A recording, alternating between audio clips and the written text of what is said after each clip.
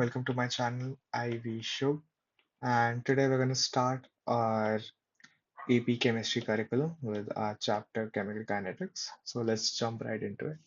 So, what is chemical kinetics? Well, chemical kinetics is a branch of chemistry that's about the rate of reactions. You could guess it from the name kinetics. It sounds kind of like kinematics, which discusses all about the speed of objects, velocities, accelerations, and stuff. But here we're gonna talk about the rate of reaction. So you can say about the velocity of the particles, since obviously the particles are reacting, the molecules are reacting to form whatever compounds. Okay, so I have a reaction here that's 2NO2 yields to NO plus O2.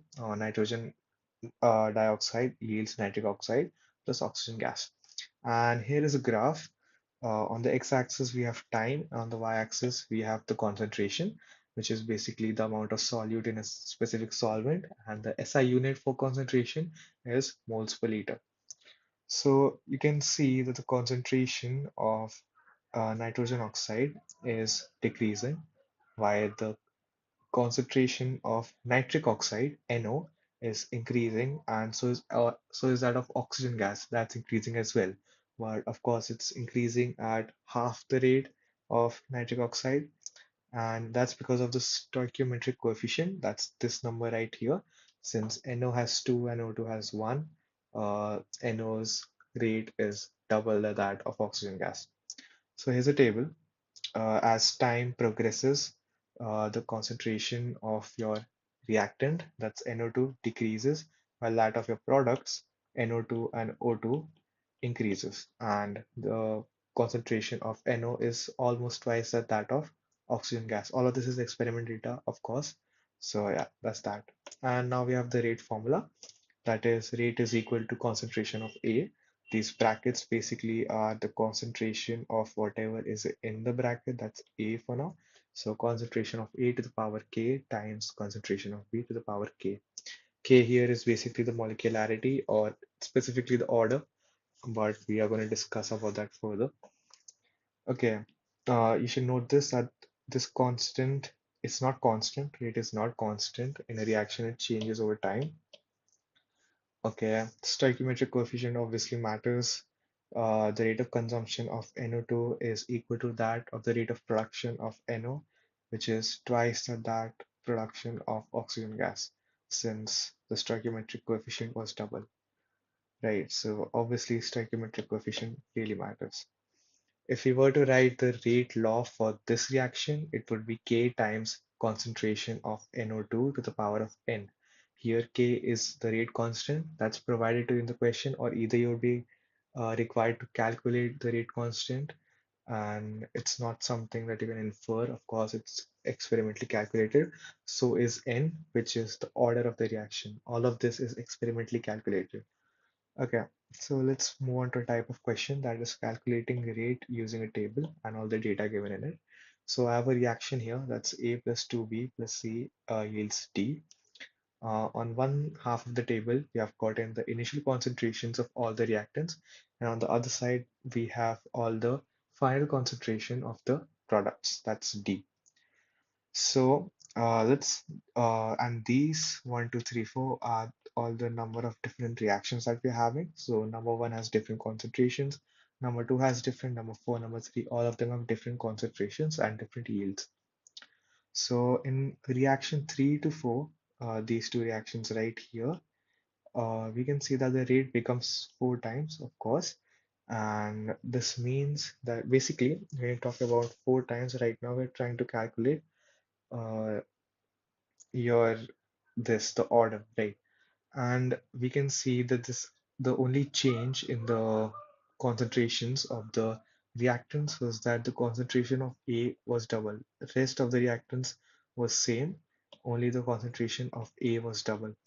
Therefore, the concentration of A, if you double the concentration of A and keep everything else constant, your final concentration of your reactants will become 4 times. Therefore, you could say that the order of A could be it's calculated using this equation right here to the power x is equal to 4, and therefore x is equal to 2. So your order of A is 2. So you would write the rate as K times K is your constant here, of course, rate constant, concentration of A to the power 2. Now let's look at experiments 1, 2, 3. So this and this right here. And here we could see that your concentration of B doubles while A and C remain constant. And the concentration of your reactant, of your product, final concentration of the product doubles as well. So your order here must be 1. So B to the power 1. Now in experiment 1 to 2, we can observe that the concentration of C has been doubled, right? While everything else remains constant, but the final concentration, that is the concentration of your products, remains the same. It's still the same. So 2 raised to power 0 equals 1. Sorry, 2 raised to power some constant equals 1. Therefore, that constant is 0. So the order of C is 0. So your final rate becomes K times concentration of A square times concentration of B. This is how you're supposed to solve questions on calculating rates if you're given a table with data. Okay, so we have the rate laws now. So first you have first order rate laws and we have an equation. N2O5 yields 2NO2 plus half O2. And if the concentration of N2O5 is doubled, then the rate of production of your reactant, the rate of production would also double. I don't know why I've written reaction here. Well, the rate of production would also double. So here's another graph. Uh, on the x-axis, we have time that's linearly progressing, and on the y-axis, we have the natural log of the concentration of A, that is your any reactant that you have. We are assuming that A is a reactant, so the natural log of that reactant A at a time period t, and the y-intercept of this is the natural log of A naught. A naught here is natural log of the initial concentration of A. Yeah. So your concentration A naught refers to your initial concentration, and therefore that's the y-intercept, right? So you need to remember this equation, right? You can either remember the graph or you can remember the equation, right? If you can't remember the graph, then this is and if you remember the equation, then just write down the equation, write down the equation of line, and y is equal to natural log of a, m is equal to minus k, that's the slope, it's equal to minus k, that's the negative of the constant, and x is equal to time, and your c, that's y-intercept, is equal to natural log a naught. And if you don't remember the equation, then you can simply draw the graph and infer everything same, and you could get the equation.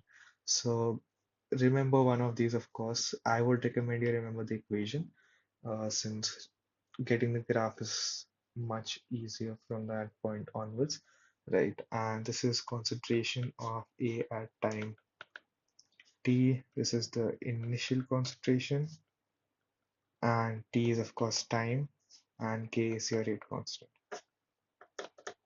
right? Now we have second order rate law. So how we had first order, we are going to have second order as well as zero order.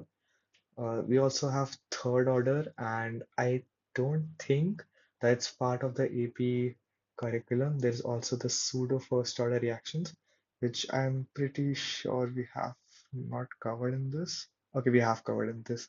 I'm not sure if this is part of the AP chemistry curriculum, but we're still going to cover it. So, second order rate loss. So, this is going to be the formula. You don't need to necessarily remember the graphs of everything beside the first rate law. This is the most important. This is 100% going to be on the test.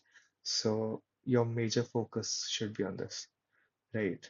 Okay, second order rate law. So, this is going to be the equation, and the rate law for this is K times concentration of A squared.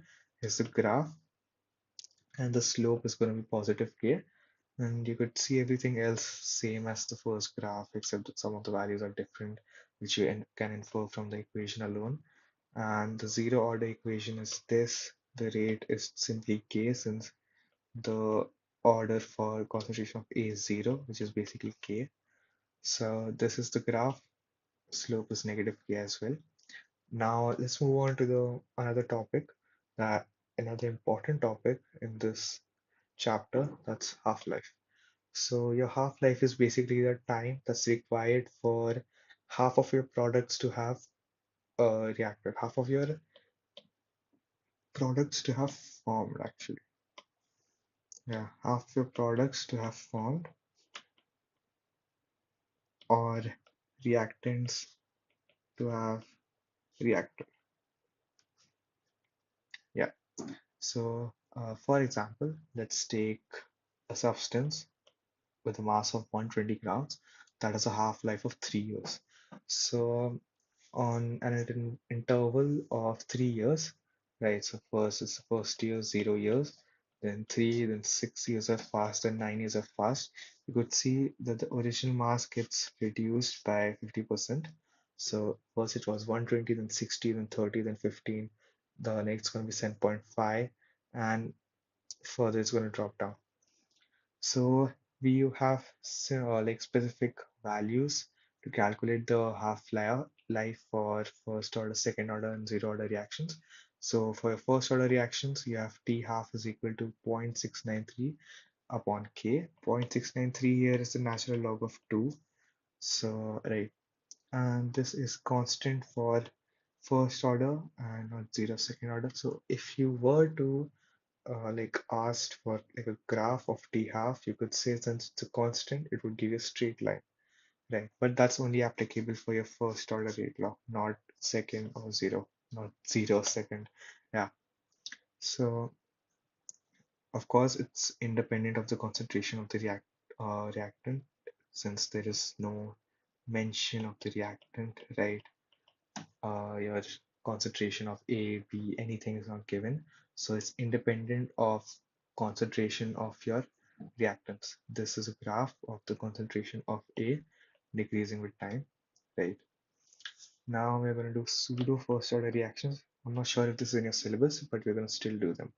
So basically, if you have more than one reactant, right, and any or one of those reactants, or actually more than one, if you have multiple reactants that are in such large quantities in comparison to any other reactant, then you could basically consider that large quantity as being constant. Since that small quantity would only require a specific amount of moles in proportion to that small quantity, it's not gonna make a huge difference to your large quantity. So it's going to make more sense when you see an example. Trust me, it's a bit confusing at first. So I have this long ass equation right here. Your concentration of BrO3 minus is 10 raised to power negative 3 moles. So it's 0.0001 moles. Yeah. And your concentration of Br minus and H plus is 1 mole. So it's like 10 to the power of 3 magnitudes more than the concentration of BrO3 minus. And the thing is, if you look at this equation, for 1 mole of BrO3 minus, you require 5 moles of Br minus, and for 1 mole of BrO3 minus, you require 6 moles of H plus. Even with those ratios, even with those proportions, 10 raised to power minus 3 moles is such a low amount in comparison to 1 mole that the difference it's going to make to your original 1 mole can be considered as negligible. It's gonna be it's gonna be in the decimal. It's gonna be such a small difference that you're not gonna notice it in, like, experimentally. It's better to consider it as constant. That's why we consider the concentrations for any substance, any reactant that's in a very large quantity as being constant. So here's like an easy way on how to solve this. This is a short form because I'm not sure if this is in your curriculum. If it is, then we can go deep into this topic. So basically, your original rate should have been BrO3 minus times Br minus plus H times H plus times K, which is the rate constant. And you could write that as K dash times BrO3 minus, where K dash is equal to Br minus H plus. Why have we written this? Because we are here considering them to be as constant. Therefore, they are not going to affect your original rate. Okay, so here is a summary for everything that we have Done. Right, here are the orders of everything. Zero for second. All the laws. You have the rate law. You have the integrated rate law. That is your equation. You have a plot on how you're going to get a straight line.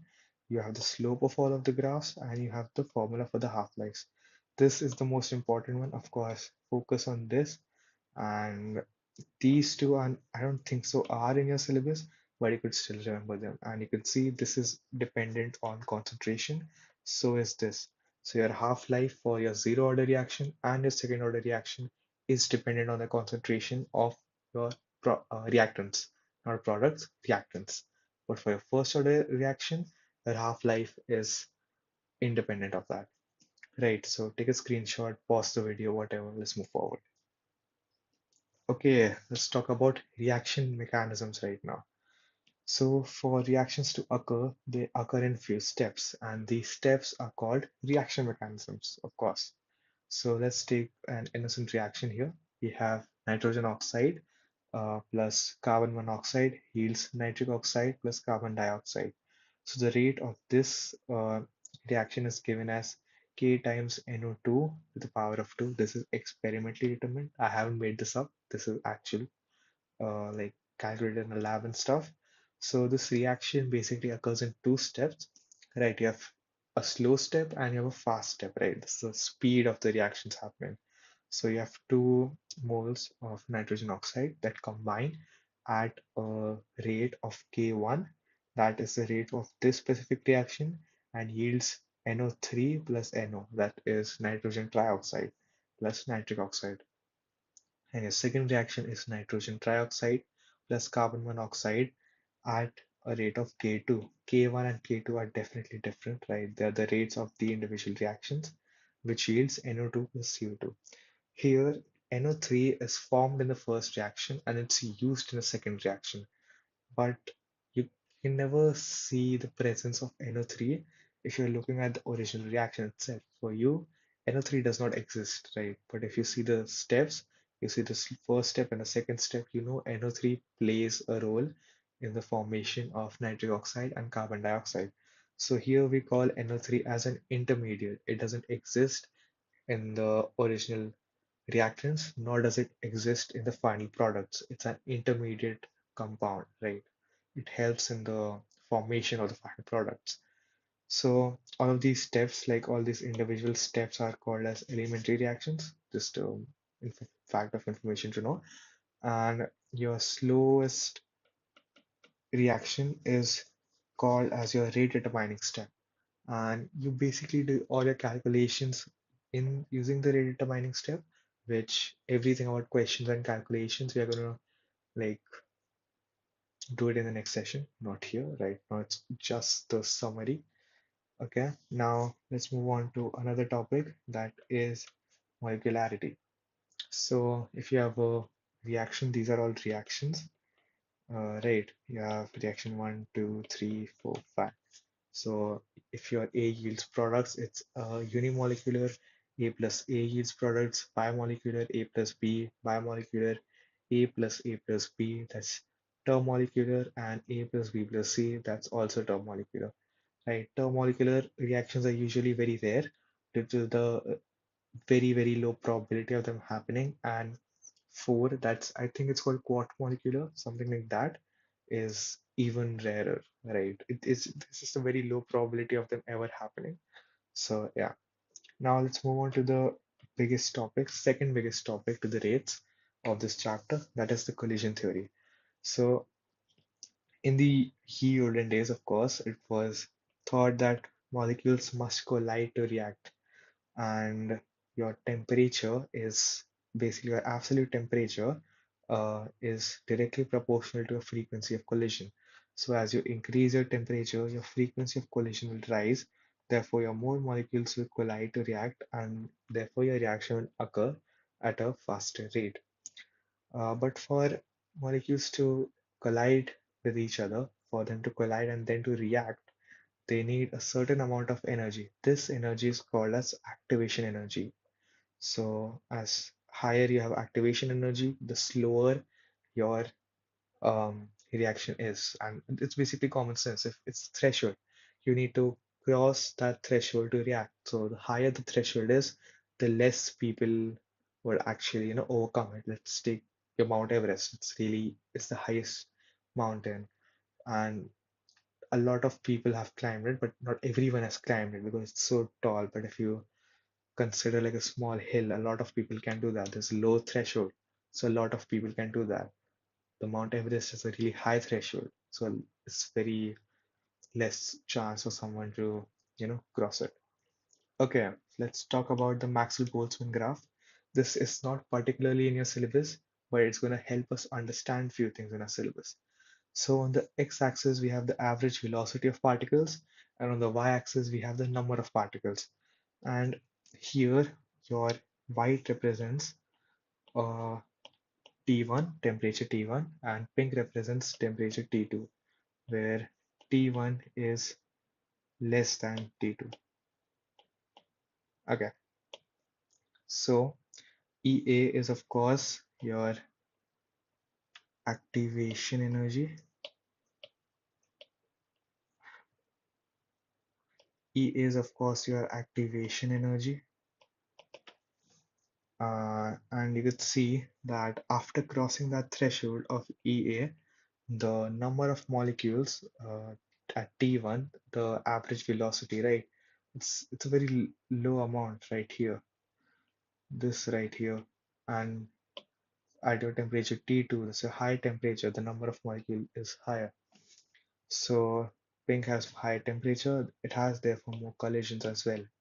And this basically explains how your temperature is directly proportional to your frequency of collision. That even though in the beginning of the curve you could see that at low temperature you had a high number of particles with some velocity, at the curve in the end smoothens out, and in the end your higher temperature has a higher number of particles at a higher average velocity. That's your Maxwell-Boltzmann curve. Okay, so all of this was of course theorized, but it was still observed that your reaction rates were much smaller than actually predicted. Why was that? That was because of molecular orientation. So your compounds, whenever they react, they need to be in a specific orientation to react. So here we have a compound, right? And it's going to react in this specific orientation. It's going to react in this specific orientation, but it's not going to react when you have like two oxygen atoms right here. It's not going to react. So that decreases your chance of reaction rate. If these were three possible, let's say this is your first possibility, the second and the third.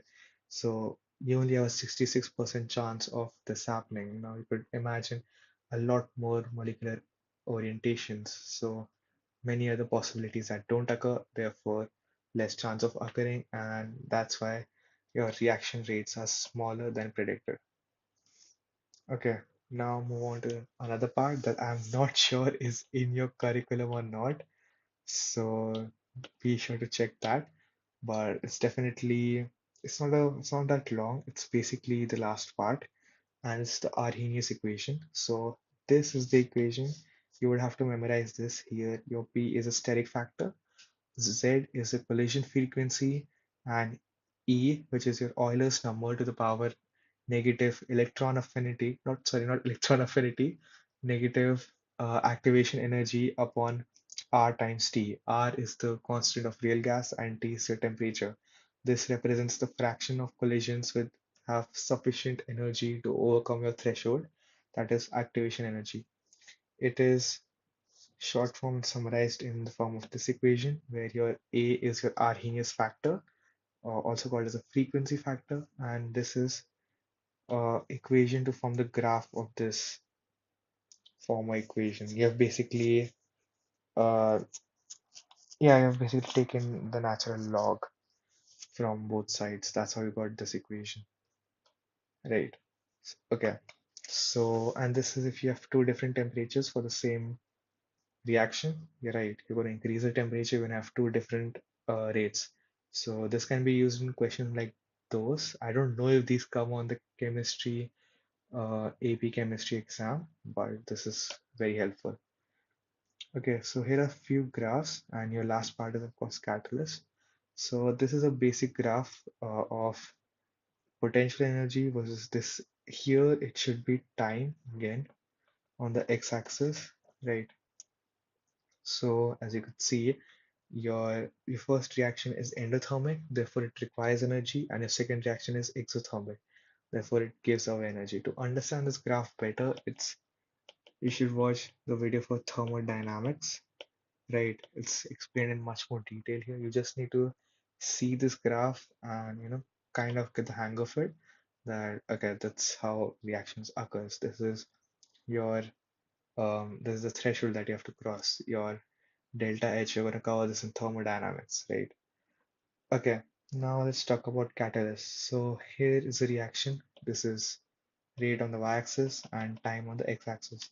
So these two are the same reactions, but in an uncatalyzed reaction, your reaction occurs at a lower at a higher activation energy threshold. But if it's a catalyzed reaction, it will still form the same product. It's going to form it faster because threshold for activation energy is decreased. Therefore, less energy is required, less effort, and you will save time. So basically, your rate is increased. How? Because your catalyst provides an alternate pathway that uh, lowers the activation energy. And that is all. All the best for your exams, and let's meet you in the next session.